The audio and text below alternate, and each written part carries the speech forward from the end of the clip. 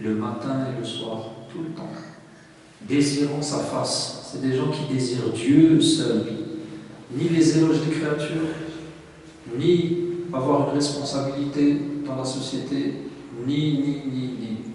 Des gens qui désirent Dieu. Et reste à leur compagnie, reste avec eux, reste avec eux. Que tes yeux ne soient pas distraits par le brillant de la vie. Que tes yeux ne se distraient pas. Reste concentré, focus. Concentré sur ces gens. Reste avec eux, patiente avec eux. Et le prophète, il reçoit ce verset. Quand? La cause de la descente de ce verset, c'est que le prophète, il a vu une lumière descendre du ciel, une miséricorde, une rahma, une énergie spirituelle puissante descendre du ciel. Et quand il est allé voir, il trouve un groupe de compagnons de Sahaba qui sont en train de commettre une bid'a. Attention, ils sont en groupe et ils sont en train de faire le dhikr.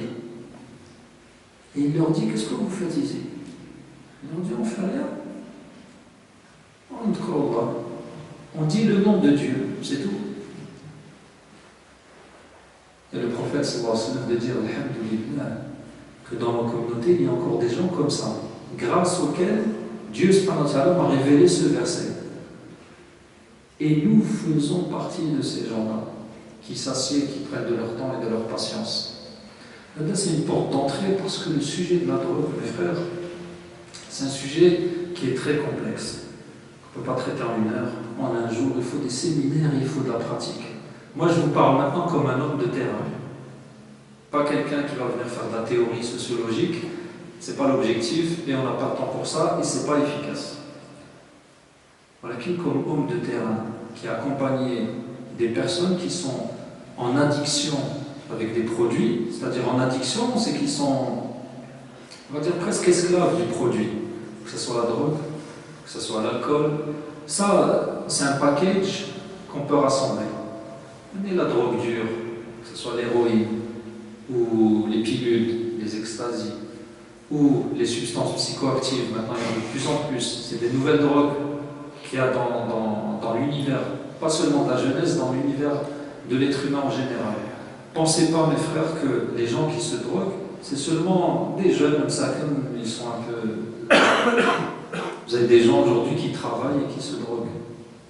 Des gens que j'ai connus qui travaillent avec moi, qui, au travail, ils ont appris à se droguer. Et on va voir pourquoi ils se droguent. Et la drogue, ça commence, c'est un processus qui vient, comme on n'est pas drogué du jour au lendemain. Ça vient par, c'est un processus qui commence lentement, tout doucement. Ça peut commencer par la cigarette. C'est pour ça que Allah subhanahu wa ta'ala, il interdit la cigarette, complètement. Parce que, pourquoi ils interdit? Tout simplement parce que quand vous achetez le paquet de cigarettes, qu'est-ce qu'il y a marqué dessus? La cigarette tue, parce qu'elle te tue.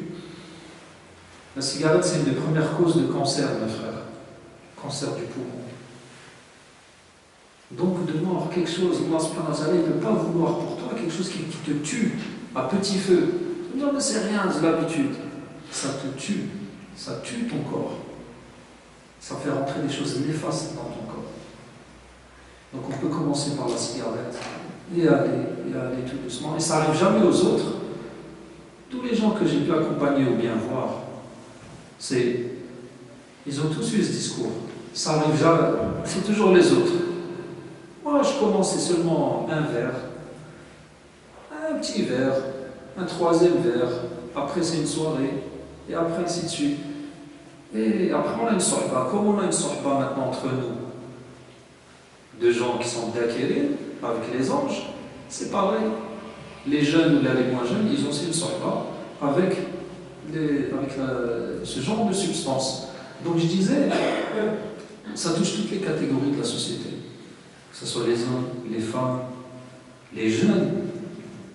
Subhanallah, il y a encore une dizaine d'années ou un peu plus, la drogue et l'alcool, ça touchait vraiment les jeunes, les lycéens. Maintenant, vous avez vraiment des ados et des jeunes enfants au collège qui ont déjà une expérience de l'alcool qui est phénoménale. phénoménal. Ils savent déjà c'est quoi une crise d'épilepsie, c'est quoi tomber dans les pommes, c'est subhanallah. Et ça, il faut qu'on en prenne bien conscience. Peut-être mon voisin, qui travaille avec moi, ouais, il se drogue. Les gens qui sont dans les banques, beaucoup de personnes qui travaillent dans la finance, ils sont obligés de toucher à la cocaïne. La cocaïne, maintenant, c'est devenu quelque chose de normal dans le monde du travail, surtout sous stress. Parce qu'il y a un stress. Quand ton chef au-dessus de toi, il te donne des chiffres et des objectifs à atteindre, malgré toi, tu es obligé de tenir le coup. Pour tenir le coup, il faut un produit qui puisse t'aider, qui puisse te pousser. Voilà de la drogue, qu'elle soit de l'alcool, ou qu'elle soit de l'héroïne, produit qu'on injecte, parce que maintenant on injecte tout et n'importe quoi. Les personnes qui sont dans la drogue, elles peuvent commencer par l'héroïne. Hein? Voilà que l'héroïne, c'est un coût, c'est cher. Les gens qui sont en addiction, qui sont vraiment addicts à ce genre de produit, c'est que le corps, à un moment, il s'habitue à ce qu'il y ait un produit qui rentre, quelque chose de liquide. Et dans une veine. C'est pour ça que vous reconnaissez ce genre de personnes, ils ont les mains un peu gonflées, parce qu'ils n'ont plus de veines, ils ont tout essayé, toutes les veines. Et ils se piquent même dans les veines de leur sexe, parce qu'il n'y a plus de veines. Les veines, elles disparaissent à force de piquer. Donc on utilise même d'autres produits, du Doliprane. Il y a des gens qui se piquent aussi au Doliprane. Au-delà, toutes sortes de produits. L'essentiel, c'est que le corps y ressent. Pareil pour l'alcool. Les personnes qui sont addictes à l'alcool, à un moment, il faut qu'il y ait du liquide qui passe. Donc, le corps, il devient dépendant. Et mes frères, toutes ces choses, Allah subhanahu wa ta'ala les a interdites. Il nous a demandé de nous en éloigner totalement. Pourquoi? Parce qu'elles nous tuent. Quand vous voyez des photos de personnes, il y a 10 ans, et quelques années après, des fois c'est 1-2 ans après, dans la consommation, vous voyez le visage change. Le visage, il change, le regard change. Les personnes, elles ne sont plus elles-mêmes. Le comportement, il change. Les personnes deviennent plus violentes. Et ainsi de suite. Et par exemple, les jeunes, quand ils commencent comme ça, c'est souvent une crise d'identité. On a envie de faire comme les autres.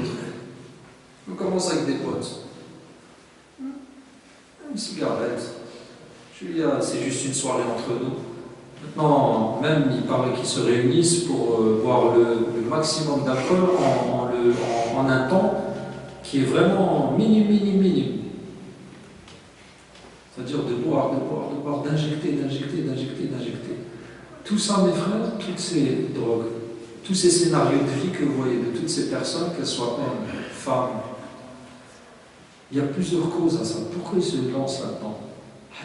Si on est Ibad al-Rahman, des serviteurs du miséricordieux, comment on va être? On va être comme le prophète alayhi salatu wassalam. La première chose, c'est qu'on ne va jamais juger avec les gens. Ici à la mosquée, je ne pense pas qu'il y ait de drogués.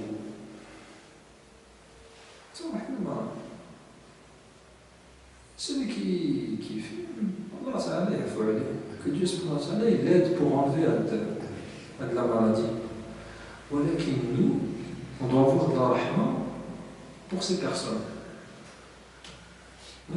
Là, si vous étudiez et vous accompagnez une personne qui te dit j'ai été violé toute ma vie par mon père, par mon frère, par mon oncle, par mon... Comment cette personne elle va faire pour ne pas se droguer? Dites-moi, comment elle va faire? Na'adwa. Une des premières causes des personnes qui rentrent dans ce processus, c'est pour s'oublier eux-mêmes. C'est pour fuir les blessures qu'ils ont senties, qu'ils ont vécues.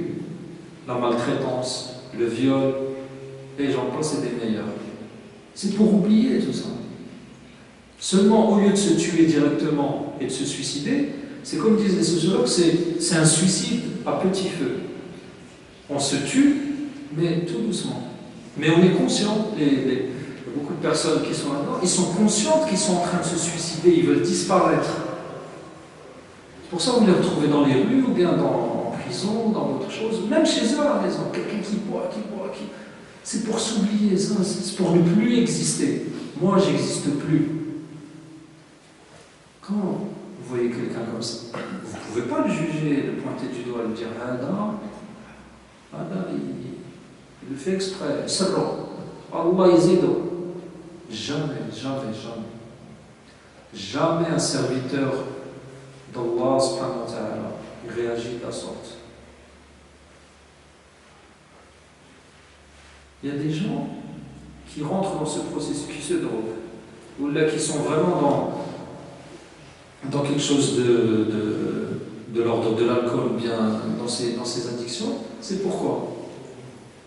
C'est pour se suicider, pour se tuer un petit feu, pour oublier leurs blessures, ou bien pour remplir un vide. Il a un vide dans sa vie. Prenez des jeunes maintenant qui, le papa travaille, la maman travaille. Il ne les voit jamais. Le week-end, il fait les courses et il faut se reposer pour retravailler le lundi. Le jeune, c'est qui son modèle? Qui c'est qui lui remplit son cœur? Qui c'est qui lui remplit sa conscience? Qui c'est qui s'assoit avec lui pour lui parler? Le seul modèle, c'est les groupes d'appartenance. C'est les groupes qu'il va trouver soit au collège, soit au lycée, soit dans la rue. Et pour appartenir à une famille comme celle-là, vous n'avez pas d'autre choix que de faire comme eux. Vous imaginez maintenant quelqu'un qui rentre à la mosquée, il vous dit « Moi, je veux être avec vous. » Voilà qu'il n'en a, je prie pas. Vous allez l'accepter? Ah, on va dire maintenant, si tu viens à la mosquée, tu veux être musulman et tout, il faut prier comme nous. C'est pareil pour les autres. Si tu veux qu'on t'accepte, il faut que tu fasses comme nous. Il faut que tu rentres comme nous. Et le processus, il commence comme ceci. Maintenant, nous, notre mission, elle est quoi? On sait qu'il y a l'alcool, il y a 50 000 morts par an. En France, 50 000 personnes qui meurent à cause de l'alcool par an. C'est plus que le cancer. Subhanallah. Allah Ta'ala, s'il interdit ces choses, c'est pas pour. Ça veut dire qu'il ne rentre même pas avec un verre. Parce que l'être humain, il est comme ça. Il commence petit et il grandit, il grandit, il grandit, il grandit, il grandit. Et donc, met de côté. 50 000 morts par an, faites le calcul. Il y a combien d'habitants à Chambéry? 50 000? 60 000. Bon, bref. En tout cas, une ville comme Chambéry, vous l'effacez chaque année de la France. Vous l'effacez. Ça fait réfléchir quand même. Et c'est que l'alcool. Ça, c'est la mort directe. Hein, si on va dans les effets, vous avez 50% de la violence en France qui est due à l'alcool. 50% des violences. Et les accidents, et j'en parle, c'est des meilleurs. On peut s'asseoir et se dire voilà le dégât. Chauffeur, il meurt, il se drogue, donc les jeunes ils sont là-bas, tu le vois, c'est un zombie. Il ne tient même pas debout, les dents ils sont tombées. Oh, chauffe qui dé, regarde celle-là, elle fait le trottoir. Ça lui apprendra. Pourquoi elle ne va pas travailler comme les femmes et tout? Ça, parler comme ça, c'est facile. Tout le monde peut parler comme ça, mais ce n'est pas les paroles du musulman et des missionnaires qui portent le message du prophète. Maintenant, on est ici, à la mosquée. Alhamdulillah, la majorité d'entre nous, pour ne pas dire tous, c'est des gens pieux, on prie, on est sincère, c'est quoi notre mission maintenant par rapport à ça? Ce qui nous est demandé. Là, nous aussi, mes frères, pour vous dire la vérité, on est touchés par la drogue. Si quelqu'un qui fume, ses enfants sont à côté, bien sûr qu'il fume avec lui. Si sa femme est enceinte, elle fume et ainsi de suite. Quelqu'un qui boit de l'alcool, regardez les enfants qui sont nés d'une mère alcoolique, cependant vous avez leur nez, il disparaît, il y a un os du nez qui n'existe pas.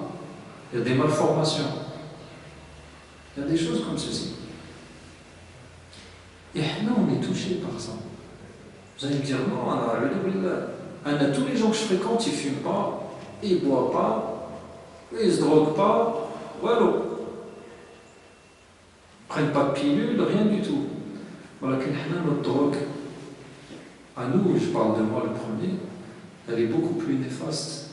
Parce que la drogue dure et ce qui se fume, ça touche le corps.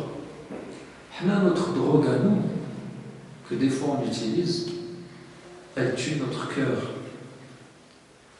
Et il faut qu'on commence par nous, mes frères.